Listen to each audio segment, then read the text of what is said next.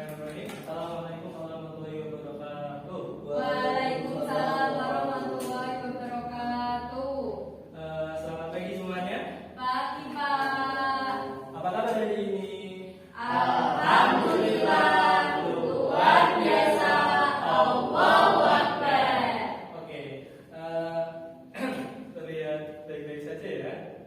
Oke, langsung saja kita akan mengecek kehadiran sebelum kita mulai pelajaran. Yang pertama, Mbak Risma. Pak. Yang kedua, Mas David. Hadir. Oke, yang selanjutnya Mas Dikri. Hadir. Mas Atala. Hadir. Oke. Terus yang lain Mbak Nita. Hadir. Muridnya cuma 5 ya? Sorry. Mas Adit. Oke, alhamdulillah hadir semua. Terus langsung saja ya, kita sekarang kan sudah kelas 5 ya. Kelas 5 itu kita akan belajar tentang sistem pencernaan. Nah, dari murid-murid di sini ada yang tahu mungkin atau mungkin mengalami masalah atau dia menyaksikan tentang pencernaan? Ada yang mungkin? Ini susah PAP ini. Atau lah pernah betul Pak.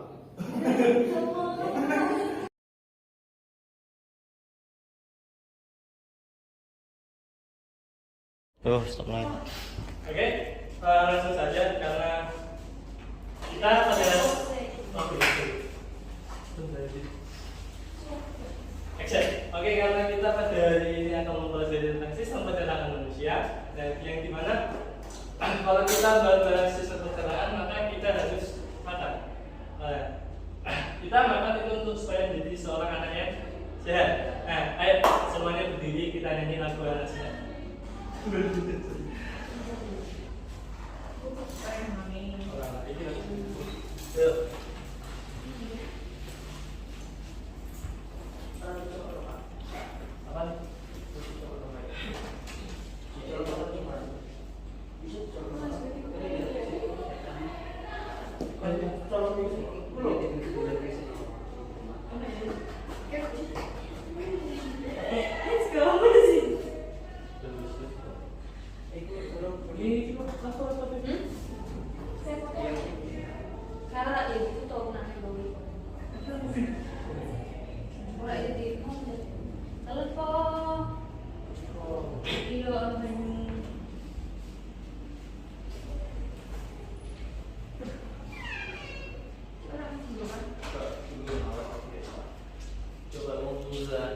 Ya ini macet, jangan kan cuy. Apa mau isi pipe? Ini baru-baru apa sama? Aku anak sehat. Aku anak sehat. Karena Ini baru-baru ini. karena semasa aku bayi, aku diberi Pikir ya. makanan bergizi dan di dunia. Sudah ku bilang jangan terlalu yakin. Itu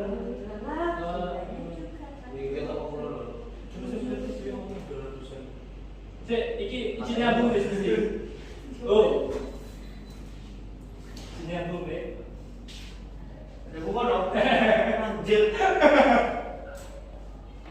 Ini kan namanya Oke, ayo. Yo. Ayo lagi. aku anak-anak. Tahu Allah anak besar. Kulai nyambung kanan suaranya orang. Ku anak sehat, tubuhku kuat, karena ibuku rajin dan cermat. Semasa aku bayi, aku diberi ASI, makanan bergizi dan imunisasi. berat badanku Ditimbang selalu. Bila aku diare, aku selalu waspada. Pertolongan orang ini selalu siap sedia. Orang ini selalu siap sedia.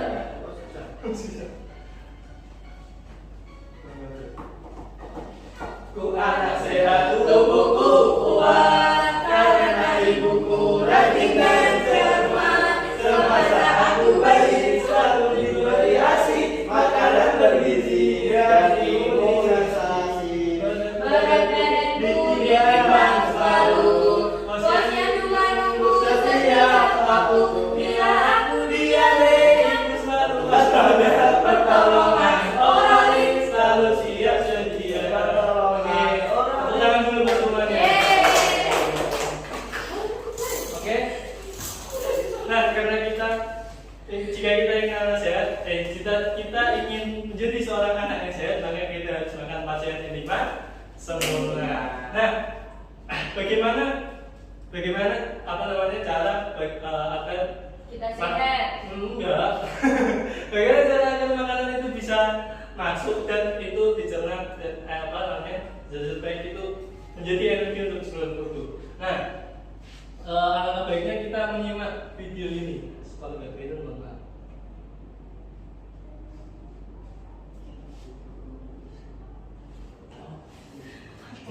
Panjang 20 cm yang menghubungkan antara makanan dari mulut ya. Setelah dari mulut, makanan kita menuju kerongkongan. Oke, setelah kita memasukkan makanan, maka makanan itu masukkan ke kerongkongan. Panjang 20 cm yang menghubungkan antara rongga mulut dengan lambung.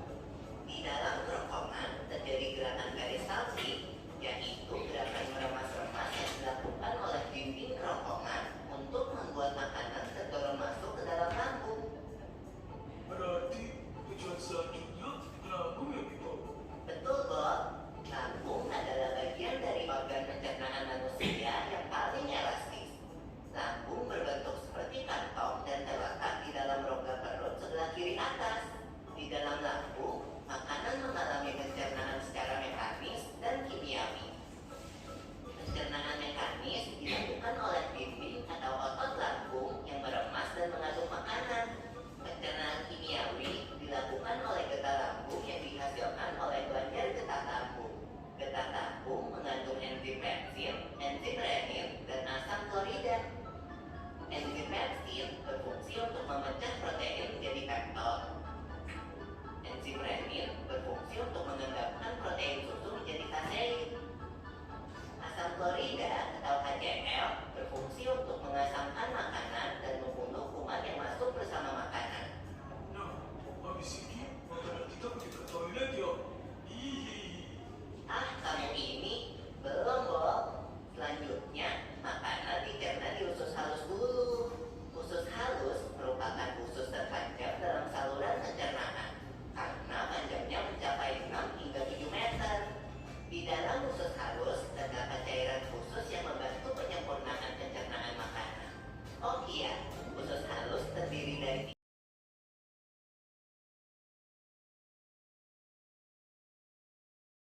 Hai teman-teman, kemarin kan kita sudah membahas pencernaan makanan dari mulut ya. Setelah dari mulut, makanan kita menuju kerongkongan. Kerongkongan adalah suatu saluran seperti tabung sepanjang 20 cm yang menghubungkan antara rongga mulut dengan lambung. Di dalam kerongkongan terjadi gerakan peristaltik, yaitu gerakan meremas-remas yang dilakukan oleh dinding kerongkongan untuk membuat makanan terdorong masuk ke dalam lambung. Berarti tujuan selanjutnya ke lambung ya Pipo? Betul, Bol. Lambung adalah bagian dari organ pencernaan manusia yang paling elastis. Lambung berbentuk seperti kantong dan terletak di dalam rongga perut sebelah kiri atas. Di dalam lambung, makanan mengalami pencernaan secara mekanis dan kimiawi. Pencernaan mekanis dilakukan oleh dinding atau otot lambung yang meremas dan mengaduk makanan.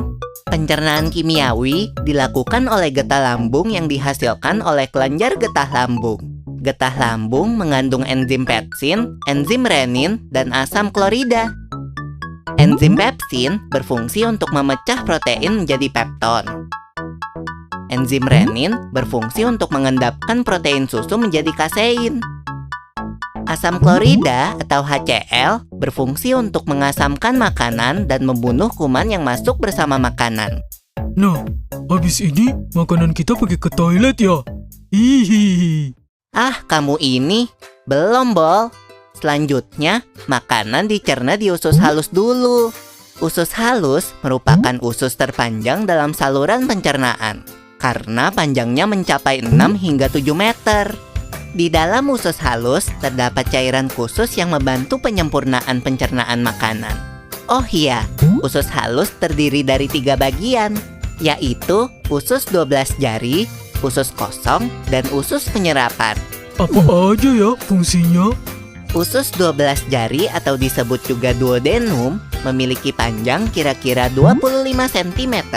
Usus 12 jari mencerna makanan dengan bantuan getah pankreas dan getah empedu.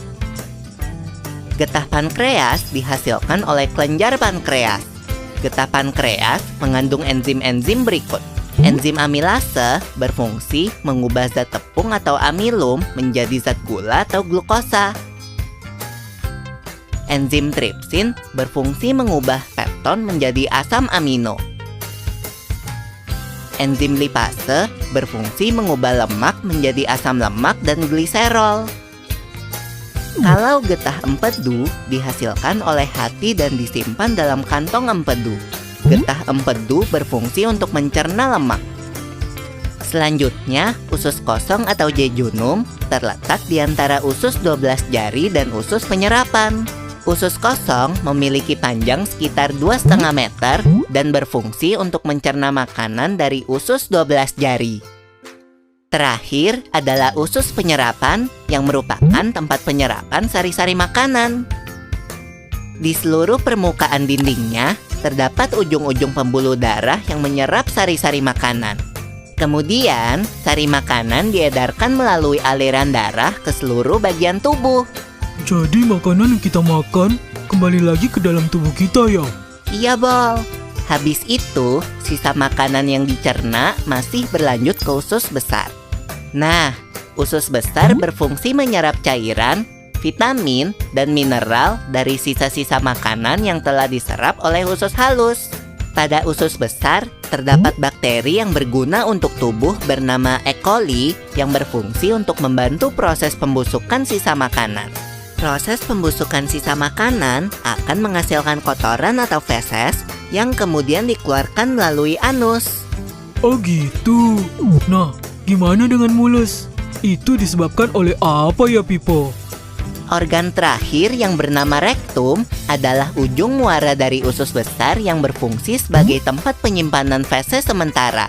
Ketika rektum terisi penuh dengan feses, maka saraf akan mengirimkan respon kotak yang menimbulkan rasa ingin buang air besar. Anus adalah lubang di bagian bawah pantat yang berfungsi sebagai tempat keluarnya feses dari tubuh. Jadi begitu ya, seluruh proses pencernaan dalam tubuh kita. Iya, Bol. Seenak-enaknya makanan yang aku makan, ujung-ujungnya untuk dibuang lagi. Tapi ingat, kan ada juga sari makanan yang menyebar menjadi energi untuk tubuh kita. Betul juga ya. Oh ya, Pipo, ngomong-ngomong soal pencernaan, kamu pernah sakit perut gak? Tentu saja, Bol. Kenapa ya perut kita bisa sakit? Nanti akan kita bahas bersama di video selanjutnya ya, Bol.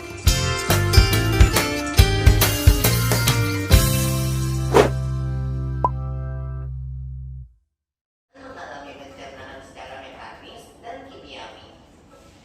Pencernaan mekanis dilakukan oleh dinding atau otot lambung yang meremas dan mengaduk makanan. Pencernaan kimiawi dilakukan oleh getah lambung yang dihasilkan oleh kelenjar getah lambung. Getah lambung mengandung enzim pepsin, enzim renin, dan asam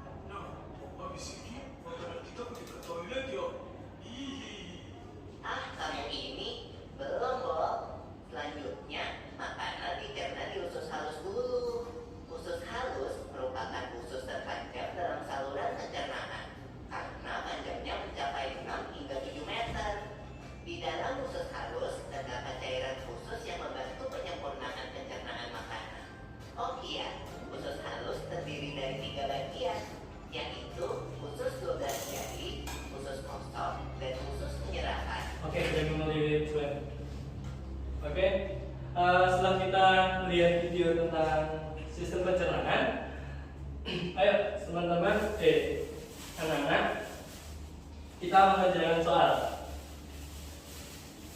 tentang sistem pencernaan makanan.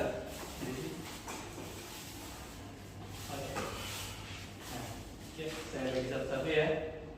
Saya buka dulu ya.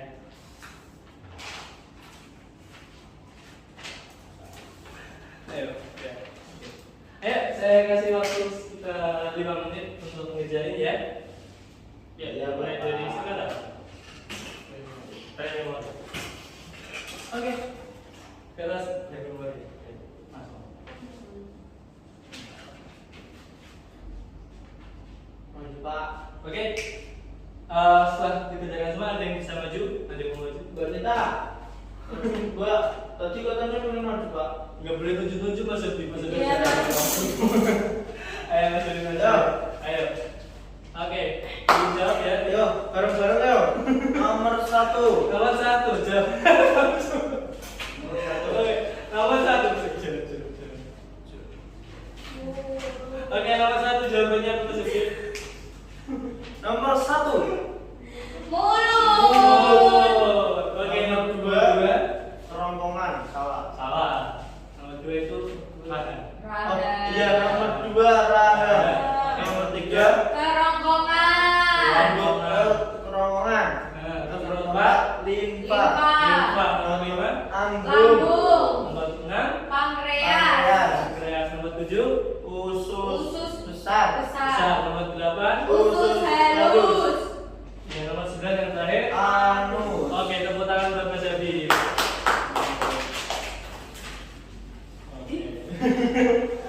Oke.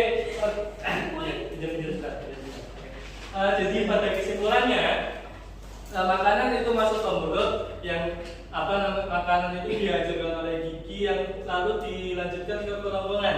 Nah, di kerongkongan itu ada yang namanya gerakan peristaltik, di mana makanan itu diremas-remas oleh dinding oleh kerongkongan. Terus yang kerongkongan selanjutnya ke limfa, yang dimana di limfa itu ada yang namanya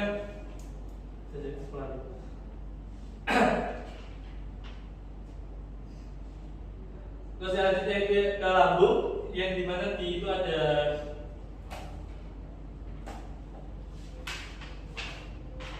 remasan oleh dinding-dinding lambung, dan ada penghancuran makanan yang disebabkan oleh zat atau zat kimia yang di lambung. Terus selanjutnya yang setelah ke lambung, makanan langsung ke usus halus, yang dimana fungsinya untuk mencerna atau meresap sari-sari makanan. Setelah di usus halus, kita langsung ke usus besar, yang dimana untuk fungsinya untuk menyerap air-air dan garam-garam. Yang lain itu di usus besar ada yang namanya bakteri E. coli. Bakteri E. coli itu untuk membusukkan makanan, dan yang terakhir dikeluarkan melalui anus. Oke, untuk ini ada yang mau bertanya?